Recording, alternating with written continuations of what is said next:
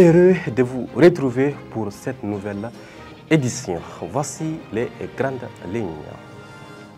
Dans le but de répondre aux besoins fondamentaux des populations, le Premier ministre, le général Abdoulaye Maïga, a présidé ce mercredi une réunion de concertation avec les acteurs du secteur privé.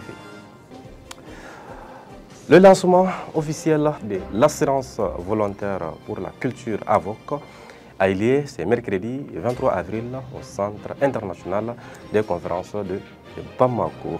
Nous vous en parlerons dans ce journal. Et pour terminer, vous aurez également notre page internationale qui vous plonge au cœur des actualités mondiales.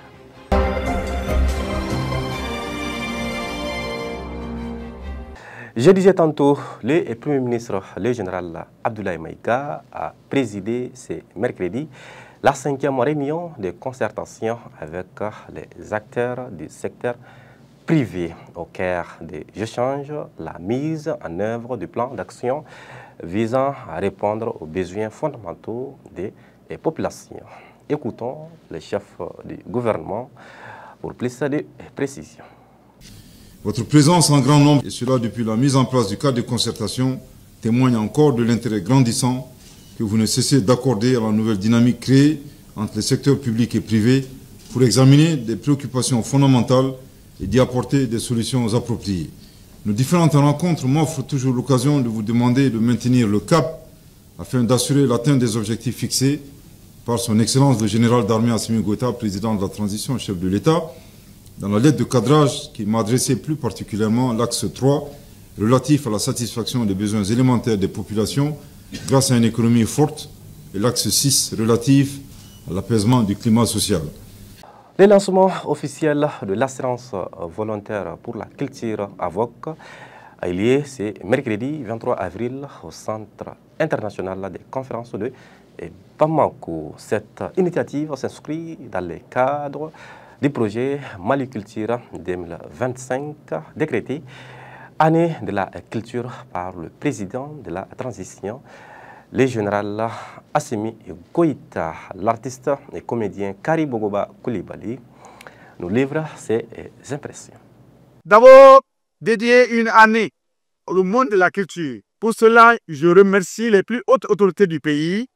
Je remercie notre ministre, M. Mahmoud Affé, et tout son cabinet pour avoir pensé si vite à une solution, à un mode d'emploi, à un instrument qui permettra, j'en suis sûr et certain, aux artistes de sortir du cauchemar, de sortir de qu'est-ce que je ferai demain, de sortir de qui peut venir à mon aide.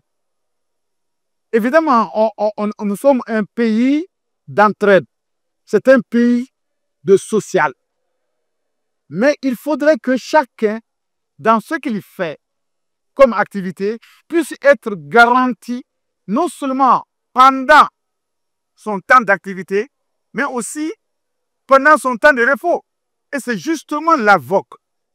L'AVOC, qui est l'assurance volontaire pour la culture, eh bien, c'est une aubaine. Pour me résumer, je dirais qu'il faudra tout faire pour que cet outil, ce bébé qui vient de naître, soit accompagné par nous tous, que chacun joue son rôle et qu'il soit salutaire aujourd'hui et demain, à tout moment. Vive l'AVOC! Vive le Mali, vive les plus hautes autorités du Mali. Et pour boucler ce journal, nous passons à l'actualité internationale. Geneva Camara pour le décryptage.